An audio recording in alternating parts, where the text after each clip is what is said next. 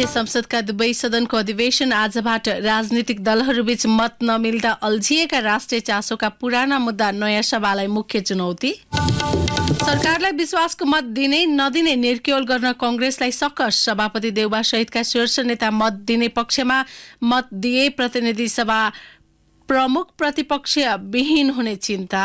पोखरा र गौतम बुद्ध अन्तर्राष्ट्रिय विमानस्थल सञ्चालनमा आएसँगै निजगढ विमानस्थलको भविष्यलाई लिएर चासो। लक्ष्य अनुसार प्रतिफल प्राप्त नभए मुलुकलाई आर्थिक भार थपिने चिन्ता। ब्राजिलमा सरकार विरोधी प्रदर्शन उग्र। पूर्व राष्ट्रपति जयर बोल्सोनारोका समर्थक संसद, सर्वोच्च अदालत र राष्ट्रपति भवनमा प्रवेश। र स्पेनिस ला लिगा फुटबलको पछिल्लो खेलमा बार्सिलोनाद्वारा एथलेटिको मैड्रिड पराजित। रियल सोसिडाड, रायो भालेकानो र सेभिया पनि विजयी। नमस्कार, कान्तिपुर डायरीका साथमा रमेश र इन्द्रलक्ष्मी। समाचार अब विस्तारमा। संघीय संसदका दुवै सदनको अधिवेशन आज सुरु हुँदैछ। अधिवेशन दिउँसो 1 बजेबाट हुने गरी कार्यसूची तय गरिएको छ। राष्ट्रिय सभाको 4 महिनापछि अर्को अधिवेशन सुरु हुन लागेको हो भने नवनिर्वाचित प्रतिनिधि सभाको यो पहिलो अधिवेशन हो। प्रतिनिधि सभाको पहिलो कार्यकाल 2074 देखि 2079 उतार चढाव पूर्ण भएको पृष्ठभूमिमा दोस्रो कार्यकाल सुरु हुन लागेको हो। मंसिर 4 को निर्वाचनमा कुनै पनि पार्टीले बहुमत सिट ल्याउन नसकेका कारण 2 वा 2 भन्दा बढी राजनीतिक दलहरू मिलेर संसद र सरकार चलाउनुपर्ने स्थिति छ। प्रतिनिधि सभामा रहेका दलहरूबीच समन्वय हुन नसके संसदको काम कारबाही नै बिथुलिने जोखिम रहेको छ। संसदको दोस्रो ठूलो दल एमाले, तेस्रो ठूलो दल माओवादी केन्द्र लगायतका सत्ता साझेदार दलहरूले प्रतिनिधि सभाको पहिलो अधिवेशनबाटै केही विषय संशोधन गर्ने गरी साझा न्यूनतम कार्यक्रमको खाका तयार गर्दैछन्। ती विषय राष्ट्रिय महत्त्वका र पेचिला छन्। साझा न्यूनतम कार्यक्रमको मस्यौदामा सरकारले पूर्णता पाएको 1 महिनाभित्र नेपाली नागरिकका सन्तानले नागरिकता नपाउने अवस्थाको अन्त्य गर्ने उल्लेख छ। त्यसका लागि संसदको पहिलो अधिवेशनबाट नागरिकता सम्बन्धी अन्य समस्या समाधान गर्ने भनिएको छ। नागरिकता सम्बन्धी कानून निर्माणका सन्दर्भमा राजनीतिक दलहरूका मत बाँझदै आएका छन्। प्रहरी समायोजन र संघीय निजामती कर्मचारी सम्बन्धी कानून निर्माण जिम्मा पनि संसदलाई छ। ती विषय पनि राजनीतिक दलहरूबीच मत नमिल्दा प्रतिनिधि सभाको अघिल्लो कार्यकालमा अड्किएका थिए। सत्ता साझेदार दलहरूले शान्ति प्रक्रियालाई टुङ्गोमा पुर्याउने बताइरहेका छन्, तर त्यसका लागि सुरुमै सत्य निरूपण तथा मेलमिलापसँग सम्बन्धित कानून तय गर्नुपर्नेछ। प्रतिनिधि सभाको अघिल्लो कार्यकालको अन्तिम चरणमा तत्कालीन प्रमुख प्रतिपक्षी एमाले संक्रमणकालीन न्याय सम्बन्धी विधेयकमा गरिएका व्यवस्थामा असहमति जनाउँदा अड्किएको थियो। 2000 संविधान सभा अध्यक्ष, यसलाई फेरि सुन्नुहोला, पहिलो कार्यकालमा प्रतिनिधि सभा 2 पटक विघटन गरिएको थियो। तत्कालीन प्रधानमन्त्री केपी शर्मा ओलीको सिफारिसमा राष्ट्रपति विद्यादेवी भण्डारीले 2 पटक विघटन गर्दा सर्वोच्च अदालतले प्रतिनिधि सभा पुनर्स्थापना गरिदिएको थियो। संविधान सभा अध्यक्ष समेत रहेका पूर्व सभामुख सुभाष चन्द्र नेङवाङ राजनीतिक दलहरूले संविधान निर्माणका क्रममा गरेको परिकल्पना अनुसारकै अहिलेको संसदको संरचना रहेको बताउनुहुन्छ।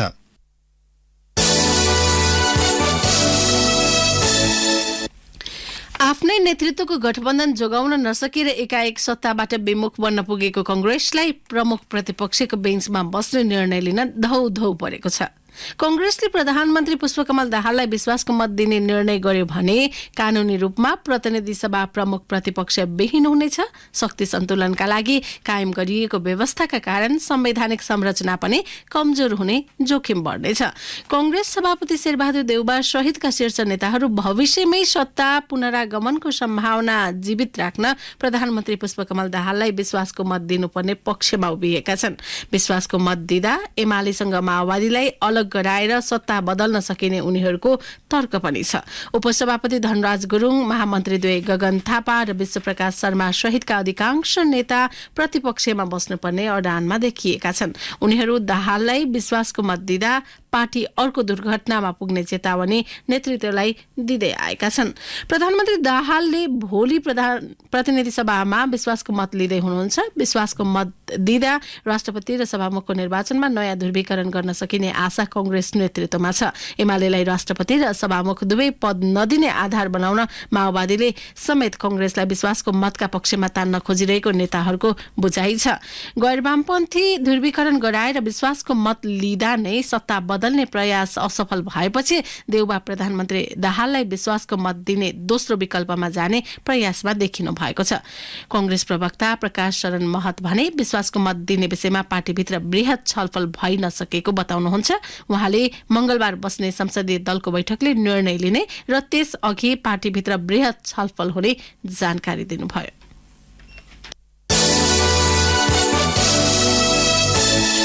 सत्ता साझेदार दलहरूले मुख्यमन्त्री र प्रदेश सभाका सभामुख उपसभामुखको भागभण्डा गरेका छन्। प्रधानमन्त्री निवास बालुवाटारमा हिजो साँझ बैठक बसेर एमाले, माओवादी, राप्रपा, जनमतले बाँडफाँड गरेका हुन्, जसमा नागरिक उन्मुक्तिलाई पनि समावेश गराउन खोजेको छ। सहमति अनुसार प्रदेश 1 गण्डकी र लुम्बिनीमा एमाले तथा कर्णालीमा माओवादीले 5 वर्ष सरकारको नेतृत्व गर्नेछन्। बागमतीमा सुरुमा माओवादीले र सुदूरपश्चिममा सुरुमा एमाले सरकार चलाउने र 2.5 वर्षपछि अदल बदल गर्ने सहमति भएको छ। मधेसमा सुरुमा जसपा र पछि जनमतले सरकारको नेतृत्व पाउने भएका छन्। सरकारको नेतृत्व पाउने दलले सभामुख भने सहयोगी दललाई दिएका छन्। प्रदेश 1 मा एमालेका मुख्यमन्त्री हुने भएकाले सभामुख माओवादी र उपसभामुख एमाले पाउनेछन्। यो प्रदेशमा एमालेका हिक्मत कार्की हिजो मुख्यमन्त्रीमा नियुक्त हुनु भइसकेको छ। 93 सदस्यीय प्रदेशसभामा एमालेका 40, माओवादीका 13, राप्रपाका 6 र जसपाका 1 सहित कुल 60 सांसद पुग्छन्। मधेसमा सुरुमा सरकारको नेतृत्व गर्ने जसपाले संसदीय दल नेता चुन्न बाँकी छ। जसपाको नेता बन्न लालबाबु राउत, सरोज यादव, राम आशिष यादव बीच आज प्रतिस्पर्धा हुँदैछ। मधेसमा सभामुख एमाले र उपसभामुख जनमत पार्टीले पाउने सहमति छ। 107 सदस्यीय मधेसमा एमालेका 23, जसपाका 16, जनमतका 13 र माओवादीका 9 सहित सत्ता पक्षमा 61 सांसद पुग्छन्। बागमतीमा माओवादी संसदीय दलका नेता शालिक राम जमकटेल मुख्यमन्त्री बन्दै हुनुहुन्छ। एमालेका जगन्नाथ थपलियाको पालो भने 2.5 वर्षपछि आउनेछ। बागमतीमा सभामुख राप्रपा र उपसभामुख एमाले पाएका छन्। 110 सदस्यीय बागमती प्रदेशसभा एमालेबाट 27, माओवादीबाट 21 र राप्रपाबाट 13 जना सांसद रहेकाले गठबन्धनमा को पक्षमा सांसद संख्या 61 पुग्छ। गण्डकीमा एमाले संसदीय दल नेता खगराज अधिकारी 5 वर्षका लागि मुख्यमन्त्री बन्ने हुनुभएको छ। सभामुख माओवादी र उपसभामुख एमालेबाट चुनिनेछन्। गण्डकीमा 60 सदस्यीय प्रदेशसभा छ, जहाँ एमालेको 22, माओवादीको 8 र राप्रपाको 2 सिट छ। यसरी गठबन्धनले 32 सिट पुर्याएको छ। लुम्बिनीमा एमाले संसदीय दलका नेता लीला गिरी मुख्यमन्त्री हुनुहुनेछ। सभामुख माओवादी र उपसभामुख राप्रपाबाट छान्ने सहमति भएको छ। 87 सदस्यीय लुम्बिनी प्रदेश सभामा एमालेका 29, माओवादीका 9, राप्रपाका 4, जसपाका 3 र जनमतका 3 सहित गठबन्धनको पक्षमा 48 सांसद जुटेका छन्। कर्णालीमा माओवादीका राजकुमार शर्मा 5 वर्षका लागि मुख्यमन्त्री बन्दै हुनुहुन्छ। त्यहाँ सभामुख एमाले र उपसभामुख माओवादीबाट हुनेछन्। कर्णालीको 40 सदस्यीय प्रदेशसभामा माओवादीबाट 13, एमालेबाट 10, राप्रपाबाट 1 सांसद छन्। त्यहाँ नयाँ सरकारको पक्षमा 24 सांसद हुनेछन्। सुदूरपश्चिममा सरकारको नेतृत्व पहिलो चरणमा एमालेका राजेन्द्र बहादुर रावलले गर्ने निश्चित भएको छ। माओवादीका खगराज भट्ट संसदीय दलका नेता हुनुहुन्छ। उहाँको पालो 2.5 वर्षपछि आउनेछ। सभामुख माओवादी र उपसभामुख नागरिक उन्मुक्ति पार्टी चुन्ने सहमति छ। 53 सदस्यीय सुदूरपश्चिम प्रदेशसभामा माओवादीबाट 11, एमालेबाट 10, नागरिक उन्मुक्तिबाट 7, जनमतबाट 4 र राप्रपाबाट 1 सांसदको प्रतिनिधित्व छ। त्यसैले गठबन्धनले 33 सिट जुटाएको छ। प्रधानमन्त्रीका लागि माओवादी अध्यक्ष पुष्पकमल दाहाललाई समर्थन गरेका सबै राजनीतिक दल र स्वतन्त्र सांसदले विश्वासको मत दिने भएका छन्। साझा न्यूनतम कार्यक्रमको तयारी तथा संघ र प्रदेश तहमा एकमुष्ट भागभण्डा गर्ने सहमतिसँगै सबै दल दाहाललाई विश्वासको मत दिन तयार भएका हुन्। गत मङ्सिर 4 मा सम्पन्न प्रतिनिधि सभा र प्रदेशसभा निर्वाचनबाट उदाएका जनमत पार्टी र नागरिक उन्मुक्ति पार्टीले कार्यगत एकता गरेका छन्। मध्य प्रदेशको वैकल्पिक शक्ति भनिएको जनमत पार्टी र पश्चिम नेपालका मैदानी भूभागमा आफ्नो प्रभाव देखाएको नागरिक उन्मुक्ति पार्टीले 12 बुँदे सहमति गर्दै मोर्चाबन्दी घोषणा गरेका हुन्। एक रिपोर्ट।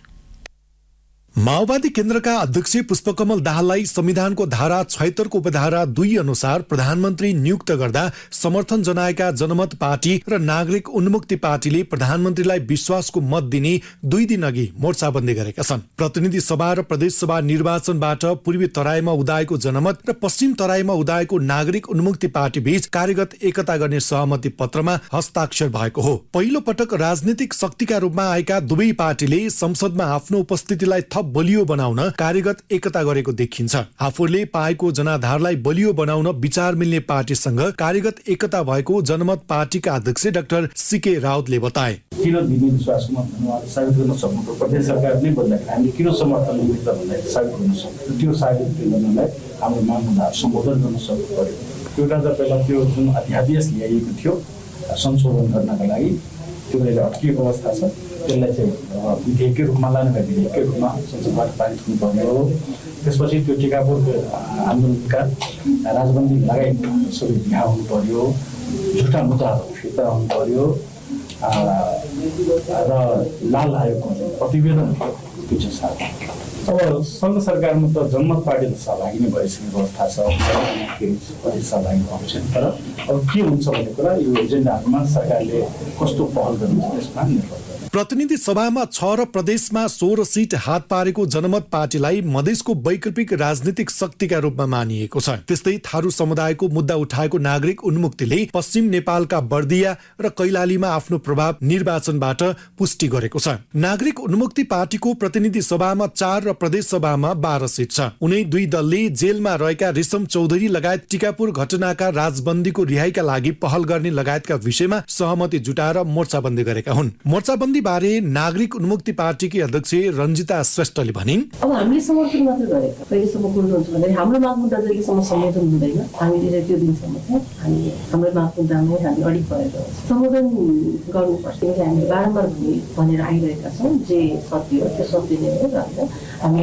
न्यायको पक्षमा बोली हामी न्यायको लागि लडिरहेका छौँ, न्यायको पक्षमा छौँ र हाम्रो माग मुद्दा सम्बोधन प्रधानमन्त्री दाहालले आगामी मंगलबार विश्वासको मत लिने तयारी गरिरहँदा दुई दलको कार्यगत एकताले सत्ता समीकरणमा महत्व राख्ने देखिएको छ। दुवै दलबीच तत्कालीन प्रधानमन्त्री शेरबहादुर देउवा नेतृत्वको सरकारले ल्याएको मुलुकी फौजदारी कार्यविधि संहिता संशोधन अध्यादेशलाई संसदबाट कानूनका रूपमा पास गर्न सरकारलाई दबाव दिने, लाल आयोगको प्रतिवेदन सार्वजनिक गर्न पहल गर्ने, आन्दोलनका क्रममा दुवै दलका कार्यकर्तामाथि लगाइएको मुद्दा फिर्ता गर्न दबाव दिने जस्ता बुदामा सहमति भएको छ। त्यस्तै जनमत पार्टीसँग 2075 मा भएको सम्झौता कार्यान्वयन, नागरिकता विधेयक पास र किसान आन्दोलनका मुद्दा कार्यान्वयन गर्न पनि दबाव दिने सहमति बनेको छ। रेडियो कान्तिपुरका लागि सन्तोष गन्धर्व।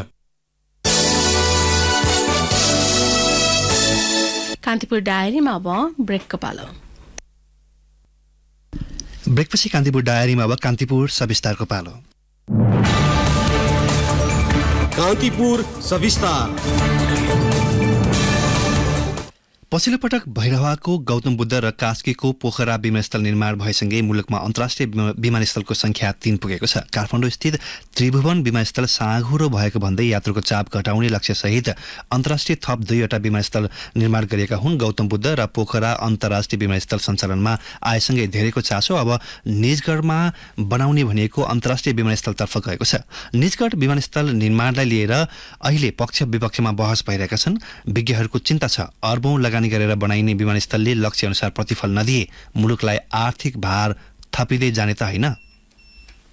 मुलुकको एकमात्र अन्तर्राष्ट्रिय विमानस्थल साँघुरो भएको महसुस गरेर विक्रम सम्मत 2051 मा अध्ययन सहितको विकल्प खोजी गर्न थालियो। त्यसबेला तत्कालीन सरकारले विदेशी कम्पनीलाई अध्ययन सहित विकल्प खोज्न जिम्मेवारी दिएको थियो। सो कम्पनीले नेपालका विभिन्न 8 स्थान विराटनगर, जनकपुर, भरतपुर, निजगढ, नेपालगञ्ज, धनगढी, सुर्खेत र भैरवाको स्थलगत प्राविधिक अध्ययन गरी सबै दृष्टिले निजगढ उपयुक्त हुने निष्कर्ष सहित सरकारलाई अन्तर्राष्ट्रिय विमानस्थल निर्माणका लागि सिफारिस गरेको थियो। निजगढलाई सिफारिस गरेको 13 वर्षपछि 2064 साल पुस 18 गते राष्ट्रिय योजना आयोगले दोस्रो अन्तर्राष्ट्रिय विमानस्थल सम्बन्धी योजनालाई सूचीकृत गर्यो। निजी क्षेत्रको लगानी बुट मोडलमा आधारित भएर निर्माण गर्न सो आयोजना सूचीकृत भएको थियो। जितपुर सिमरा उपमहानगरपालिका भित्र पर्ने निजगढ विमानस्थलको निर्माण स्थल क्षेत्रफल 80 वर्ग किलोमिटर छ। कुल क्षेत्रफल मध्ये 110 बिघा निजी जग्गा पर्दछ। सो जग्गाको केही मुआब्जा वितरण भइसकेको र केही हुने प्रक्रियामा रहेको नागरिक उड्डयन प्राधिकरणको निजगढ विमानस्थलको वातावरणीय प्रभाव मूल्याङ्कन प्रतिवेदनमा छ। तर अहिले निजगढ विवादमा घेरिएको छ।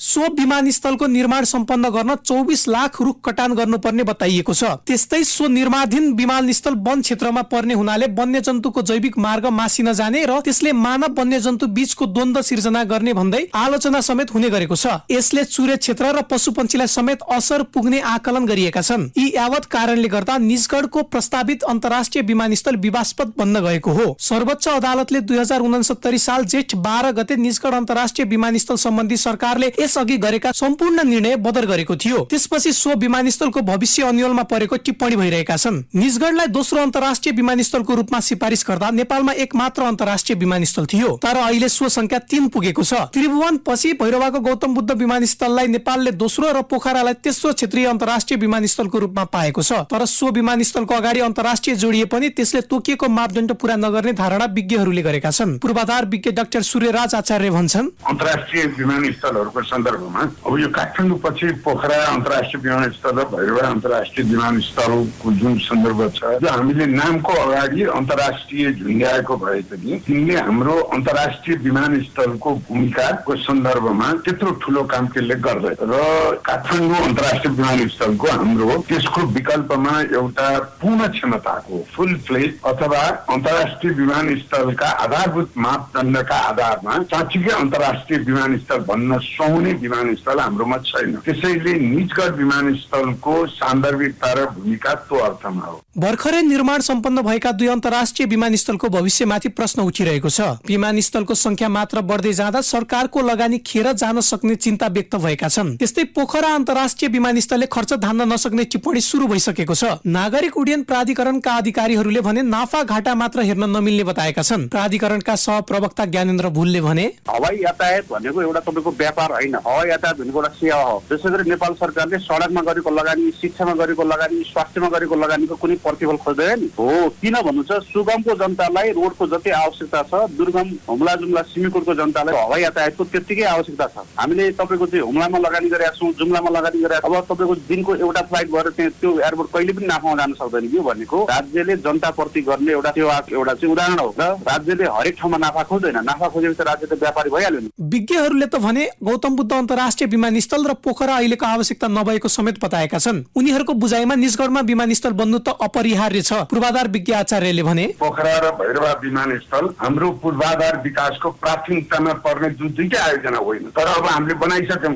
ती कुनै एउटा सुझबुझको एउटा चाहिने विचारसँग योजनाको तहमा निष्कर्ष निस्किएर बनाइएको होइन। किनभने हाम्रा पूर्वाधार आयोजनाहरू योजना बिना, रणनीति बिनाका हामी चाहिने आयोजनाहरू टिप्दिन्छौँ राजनीतिक तहबाट। त्यो दुर्भाग्यपूर्ण कुरा हो। तर त्यो बनिसक्यो। अब बनिसकेपछि सरकारको ध्यान त्यसलाई कसरी उपयोग गरेर बनाउनेतिर जानै पर्छ। तर त्यो बनिसकेपछि ती दुईटा विमानस्थलको निर्माण सम्पन्न भएको कुरा र निजगढ विमानस्थलको औचित्यता त्यो जोडिँदैन। ती भिन्न भिन्न कुरा हुन्। मौसम खराब भएका बेला जहाजलाई अवतरण गराउँदा चाहिने अत्याधुनिक प्रणाली इन्स्ट्रुमेन्ट ल्यान्डिङ सिस्टम ILS जडान गरिए पनि सञ्चालनमा नआउँदा केही दिन यता गौतम बुद्ध विमानस्थलमा अन्तर्राष्ट्रिय उडान ठप्प छ।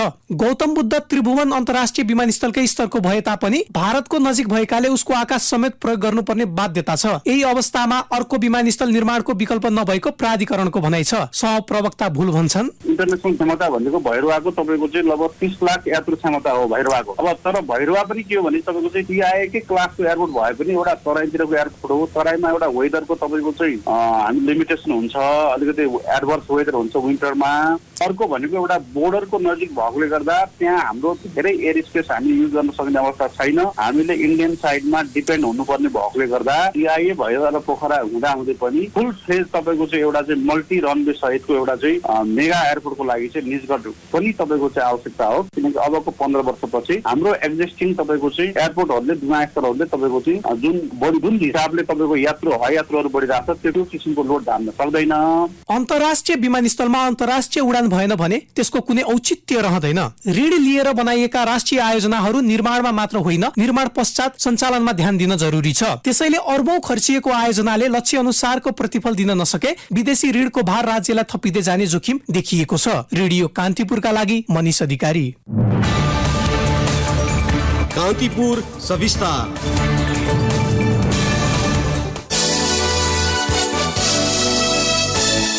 7 वर्ष अघि काठमाडौँको शङ्खरापुरमा निर्माणाधीन संकल्प ज्येष्ठ नागरिक ग्रामको अनियमितता मुद्दा अझै किनारा लागेको छैन। ग्राम निर्माण गर्न महिला बालबालिका तथा ज्येष्ठ नागरिक मन्त्रालयले संकल्प नेपाल संस्थालाई 2070-71-72 मा 6 करोड 1 लाख रुपियाँ बजेट विनियोजन गरेको थियो। यो विवादमा मुछिएकी संकल्प नेपालकी तत्कालीन अध्यक्ष कमला पराजुले हाल राष्ट्रिय महिला आयोग अध्यक्ष हुनुहुन्छ। अनियमितता छानबिनको माग गर्दै उच्च अदालत पाटनमा परेको रिट फैसला भएको 4 महिना बितिसकेको छ। रिट फैसला भएको गत भाद्र 1 गते सत्य तथ्य छानबिन गर्न पाटन अदालतले अख्तियार दुरुपयोग अनुसन्धान आयोगलाई निर्देशनात्मक आदेश दिएको थियो। ज्येष्ठ नागरिक ग्राम बनाउने नाममा राज्य कोष दुरुपयोग भएको विषयमा पत्र पत्रिकामा प्रकाशन भएर स्थानीयबाट दबाव आएपछि गत वर्ष नियुक्ति पाएको 1 महिनामै महिला मन्त्री उमा रेग्मीले छानबिन समिति बनाएर अध्ययन गर्नुभएको थियो। स्थलगत अध्ययन गरेर समितिले बुझाएको प्रतिवेदन 1 वर्षभन्दा बढी भइसक्दा पनि सार्वजनिक नगरेरै रेग्मी मन्त्रालयबाट विदा भइसक्नु भएको छ। सो मुद्दा अझै किनारा लागेको छैन।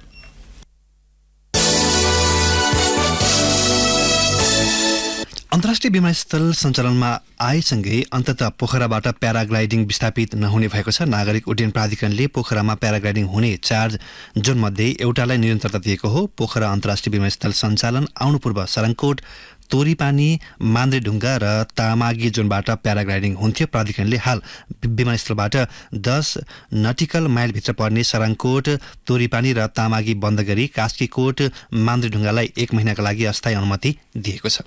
कान्तिपुर डायरीमा पुनः ब्रेकको पालो। ब्रेकपछि अब आर्थिक प्रसङ्ग। नेपाल आयल निगमले पेट्रोलियम पदार्थको मूल्य घटाएको छ। गै राति 12 बजेदेखि लागू हुने गरी पेट्रोल, डिजेल र मट्टीतेलको मूल्य प्रति लिटर 3 रुपियाँ घटाएको हो। अब पेट्रोलको मूल्य प्रति लिटर 175 रुपियाँ र डिजेल तथा मट्टीतेलको मूल्य 172 रुपियाँ कायम भएको छ। निगमले हवाई इन्धनको मूल्य भने उच्च दरले घटाएको छ। हवाई इन्धनको मूल्य प्रति लिटर 30 रुपियाँ घटाइएको छ भने आन्तरिक इन्धनको मूल्य प्रति लिटर 20 रुपियाँ घटाइएको छ।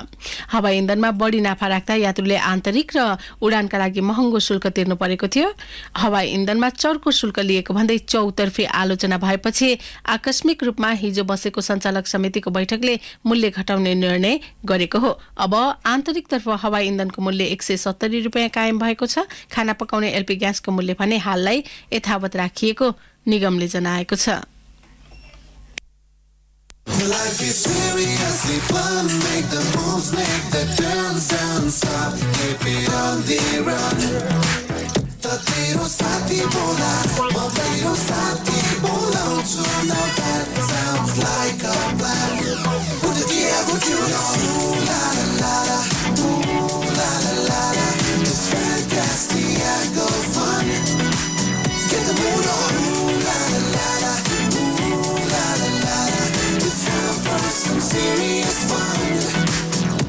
The all-new Tiago 1.2-liter engine with 4-star global NCAP safety rating.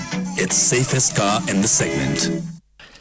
अब अन्तर्राष्ट्रिय प्रसङ्ग। ब्राजिलमा पूर्व राष्ट्रपति जैर बोल्सोनारोका समर्थक संसद, सर्वोच्च अदालत र राष्ट्रपति भवन प्रवेश गरेका छन्। राजधानी ब्रसिलिया स्थित ती भवन प्रवेश गरी उनीहरूले त्यहाँका फर्निचरमाथि तोडफोड समेत गरेको अल जजिराले उल्लेख गरेको छ। राष्ट्रपति निर्वाचनमा झिनो मतान्तरले बोल्सोनारो पराजित भएपछि उनका समर्थकले अमेरिकी सदनमा डोनाल्ड ट्रम्प समर्थकको प्रवेशको झल्को दिने किसिमको हस्तक्षेप गरेका हुन्। नवनिर्वाचित राष्ट्रपति लुइस इनाको लुला दा सिल्भाले सदनमा प्रवेश गर्ने व्यक्तिहरूलाई कानून अनुसार कारबाही हुने बताउनुभयो। ब्राजिलको फुटबल टोलीको जर्सी र मुलुकको झण्डा बोकेका समर्थक ती भवनहरूमा प्रवेश गरेका हुन्। राष्ट्रपति दा सिल्भाले अर्धसैनिक फौज नेसनल गार्डलाई राजधानी ब्रसिलियाको शान्ति सुरक्षाको जिम्मा दिनुभएको छ भने संसद, सर्वोच्च अदालत र राष्ट्रपति भवन 24 घण्टाका लागि बन्द गरिएको छ। पूर्व राष्ट्रपति बोल्सोनारो समर्थकले निर्वाचनका क्रममा धाँधलीको आरोप लगाएका थिए। अब खेल प्रसङ्ग। स्पेनिस लालिगा फुटबलको पछिल्लो खेलमा लिग लिडर बार्सिलोना विजयी भएको छ। एथलेटिको मड्रिडमाथि बार्सा 1-0 गोल अन्तरले विजयी भएको हो। बार्साका लागि ओस्मान डेम्बेलेले खेलको 22औं मिनेटमा गोल गर्दै टोलीलाई जित दिलाए। जितसँगै बार्साले दोस्रो स्थानको रियल मड्रिडसँगको अङ्क दूरी 3 पुर्याएको छ। बार्साको 16 खेलबाट 41 अङ्क छ भने रियल मड्रिडको समान खेलबाट 38 अङ्क छ। गैराती भएका अन्य खेलमा रियल सोसिडाडले अल्मेरियामाथि 2-0 को जित निकालेको छ। रायो भालुकानो रियल बेटिससँग पराजित भएको छ। रियल बेटिसले रायो भालुकानोलाई 2-1 गोल अन्तरले हराएको हो। सेबियाले गेटाफेमाथि 2-1 गोल अन्तरले पराजय भोगेको छ।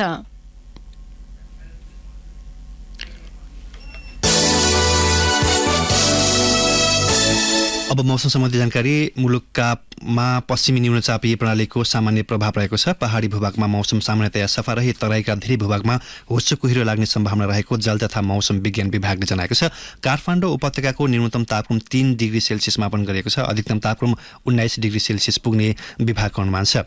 सूर्योदय केही बेर अघि 6:56 भयो भने सूर्यास्त भरे साँझ 5:26 हुनेछ। हवस् त यिनै प्रसङ्गसँगै कान्तिपुर डायरीको यो बुलेटिन यही सकिन्छ। रमेश र इन्द्र लक्ष्मी बिदा हुन्छौँ। नमस्कार।